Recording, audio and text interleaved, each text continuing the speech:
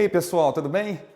Estamos juntos para mais uma aula de ciências aqui na nossa rede municipal de ensino. Eu sou o professor Luiz Gustavo, a gente vai dar continuidade às aulas que a gente já vem tendo aí desde o começo dessas nossas aulas pela televisão. Espero que vocês estejam gostando, espero que vocês estejam aproveitando bastante. As dúvidas que vocês tiverem, quando a gente se reencontrar, vamos trazer para a sala de aula, vamos discutir com os nossos professores para a gente aprender cada vez mais e aumentar cada vez mais o nosso conhecimento, tá ok? Bom, na aula passada nós vimos as mutações que fazem com que os vírus mudem e a gente tenha que tomar vacina para a gripe todo ano. É a explicação que nós vimos aí para o nosso desafio, são as mutações que fazem com que os vírus mudem a cada ano, tendo que a gente tomar a vacina para poder produzir anticorpos para esse novo vírus que mudou.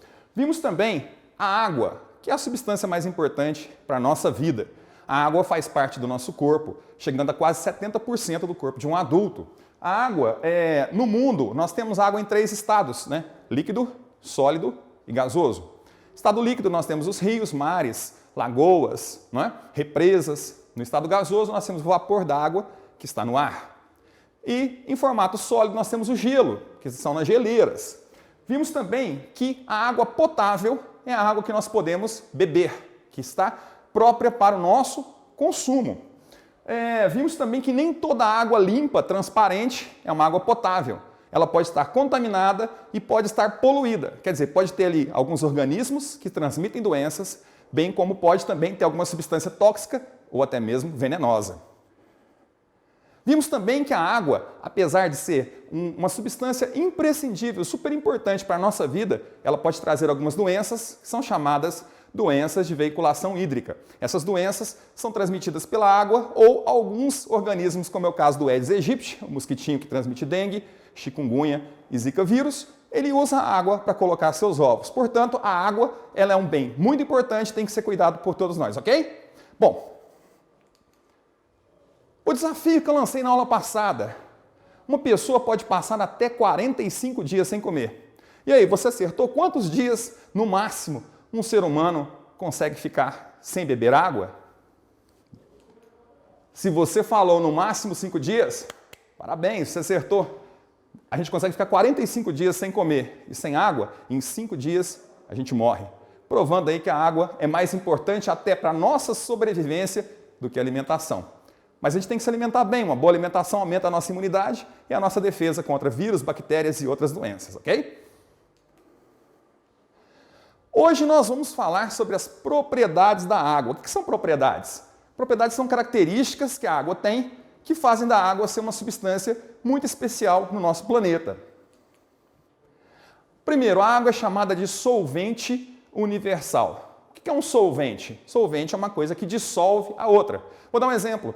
Em casa, quando eu estou tomando meu café, eu vou colocar o açúcar ali. Eu vou misturar, depois eu não vejo mais o açúcar. Cadê o açúcar? Ele foi dissolvido no café. Então, solvente dissolve alguma coisa que vai ser chamado de soluto. Vamos dar um exemplo aqui? Eu vou pegar 2 substâncias simples que vocês têm em casa, sal de cozinha. E nesse becker, esses copos aqui no laboratório chamam becker. Esse copo maior aqui eu vou colocar um pouco de água. A gente pode usar uma colherzinha, mas aqui no laboratório a gente tem uns bastões de vidro. A gente vai misturar. Observem que eu estou misturando. Vou falar aqui mais adiante sobre isso. Pronto. Agora, se eu observar aqui, o sal já foi dissolvido. Uma parte ainda ficou no fundo, dizendo que eu coloquei mais soluto do que o solvente consegue dissolver. Vou colocar mais um pouquinho de água, vamos ver se a gente consegue dissolver isso aqui tudo.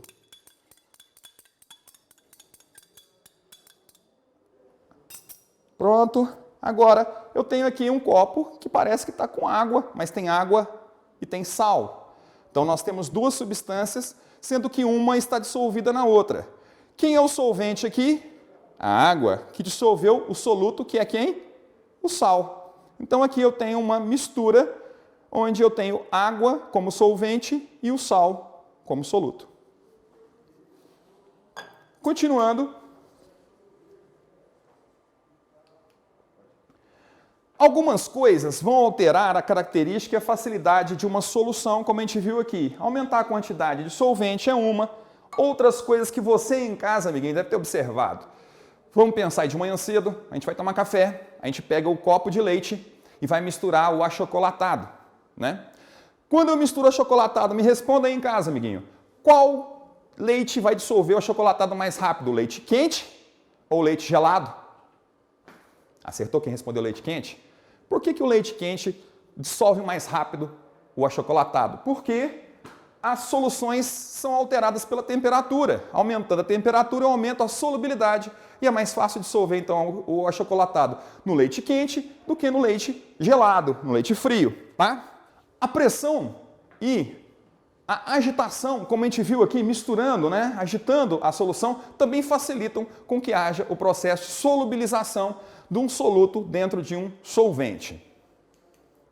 Bom, essa mistura aqui que nós fizemos, se nós observarmos aqui, parece que só tem uma coisa, nós não conseguimos ver duas coisas nessa mistura. Então,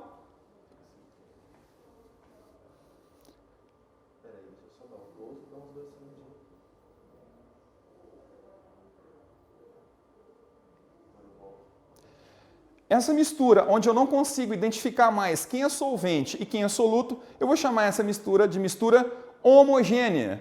Homogênea, então, é uma mistura que tem apenas uma fase, quer dizer, o óleo aqui tem uma coisa só. Eu não consigo distinguir quem está dissolvido em quem, tá ok? Essa é uma mistura homogênea. O segundo tipo de mistura é a mistura heterogênea. Vamos olhar aqui como é que se forma uma mistura heterogênea. Eu vou misturar algumas coisas aqui. Eu vou pegar água. Vou colocar um pouquinho de terra. Peguei lá no quintal mesmo. E vou colocar um pouco de óleo de cozinha. Esse óleo de cozinha é um óleo de cozinha usado que nós usamos para reaproveitar.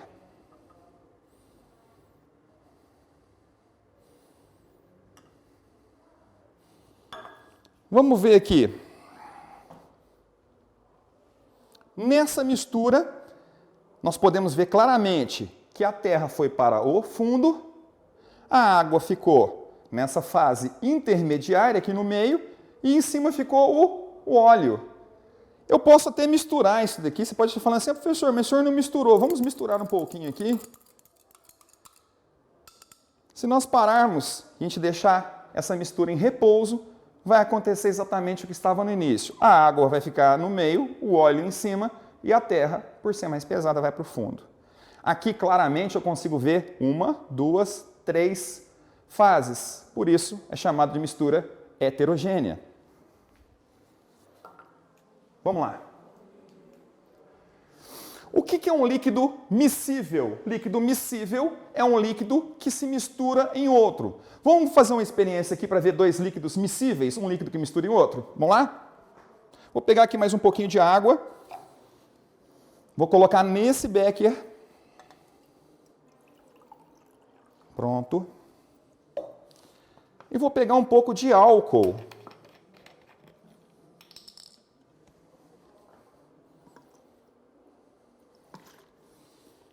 Que, a propósito, vamos falar um pouquinho? Quando a gente compra o álcool, a gente lê aqui álcool etílico hidratado.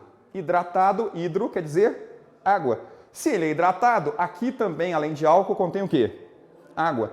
Então, o próprio álcool que nós compramos é uma mistura homogênea. Eu não consigo distinguir aqui o que é o álcool e o que é a água, ok?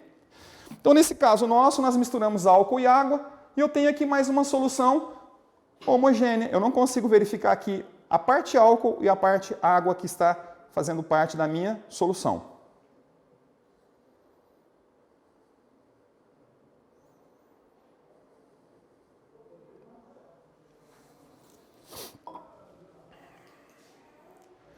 Já os chamados líquidos immiscíveis são líquidos que não se misturam. E eu tenho um exemplo aqui já pronto, né, que nós fizemos. A mistura da água com o óleo.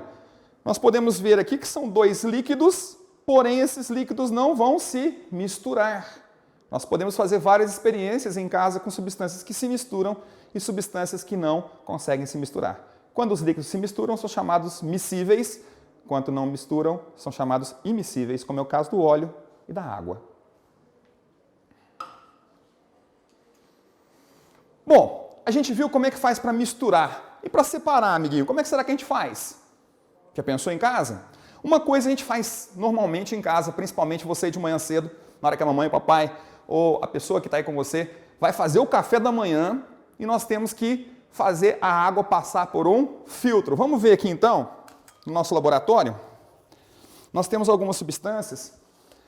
Essas aqui são papéis, papel comum, papel filtro, muito parecido com aquele papel que a gente usa para coar café, né? Como é que funciona? Eu vou pegar ele aqui redondinho, vou dobrar ele ao meio, dobro novamente ao meio e vou abri-lo. Aí eu fiz aqui um funilzinho, eu vou utilizar um funil de vidro e vou colocar esse papelzinho aqui que vai ser o nosso filtro, tá ok? Bom, vou usar esse outro vidro aqui no laboratório. Vidros de laboratório são como os utensílios da cozinha. Na cozinha, nós temos vários utensílios e cada um tem uma serventia. Por exemplo, a panela de pressão serve para cozinhar as coisas mais rápidas, a caçarola para fazer um cozido, a colher para pegar líquidos, o garfo para espetar, a faca para cortar. Aqui nós também temos um Erlenmeyer e o funil que vão servir no processo de filtração. Vamos lá. Eu vou aproveitar aqui uma mistura que nós já temos feita de água e terra. Eu vou até misturar mais aqui para a gente ver que essa água vai ficar bastante suja.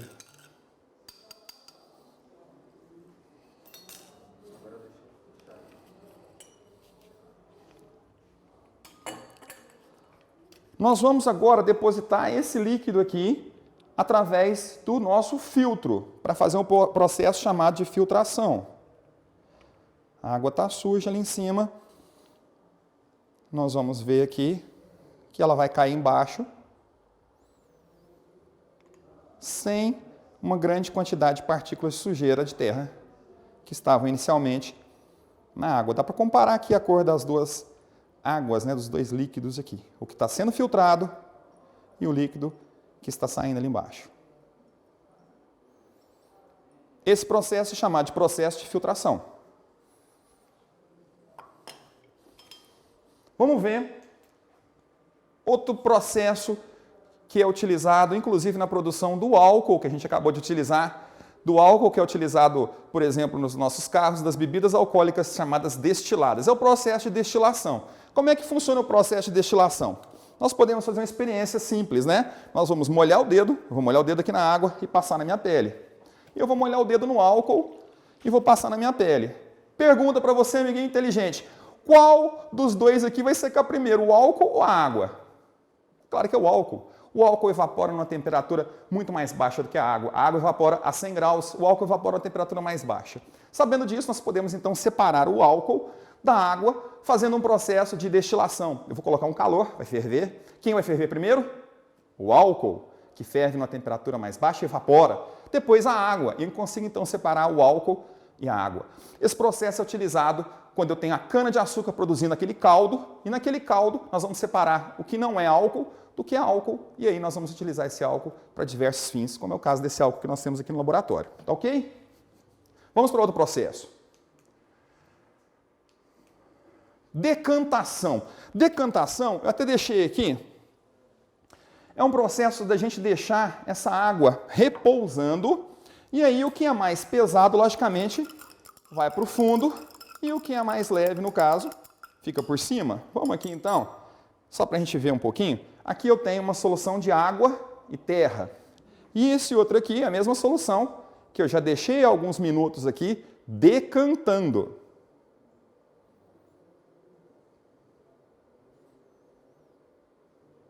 Vocês podem notar que nesse becker do lado de cá, a água está por cima e a terra está embaixo, enquanto nesse primeiro aqui, nós ainda temos uma grande quantidade de sujeira dissolvida e misturada na água. Esse processo é utilizado também como um dos processos de tratamento de água na nossa rede de tratamento de água na cidade. A água fica parada, aí as impurezas maiores vão para o fundo e a água segue para poder depois continuar o seu tratamento. Outro processo, e esse daí eu vou passar uma experiência para você fazer em casa, logicamente com orientação de um adulto, de uma pessoa responsável, né? Mas uma coisa muito simples a gente fazer, e a experiência vai ser essa aqui. Nós vamos pegar sal de cozinha, sal que a gente usa para temperar a comida, E vamos pegar a água. O que nós vamos fazer? Nós vamos pegar uma quantidade de sal, vamos misturando na água.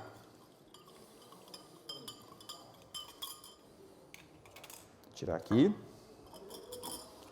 E você vai colocar sal até chegar no limite da solubilidade da água. Quer dizer, a gente vai colocando sal e vai tentando misturar. Enquanto estiver dissolvendo, a gente vai colocando sal, criando assim o que a gente vai chamar de uma solução hipersalina. Quer dizer, uma solução que tem uma quantidade muito grande de sal.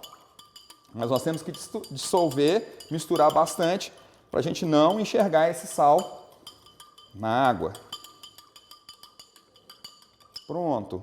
Não vamos colocar muita água no copo, não, quando for fazer em casa, colocar só um dedinho de água, porque senão vai demorar muito para evaporar. O que a gente vai fazer com esse copo de água e sal? Nada.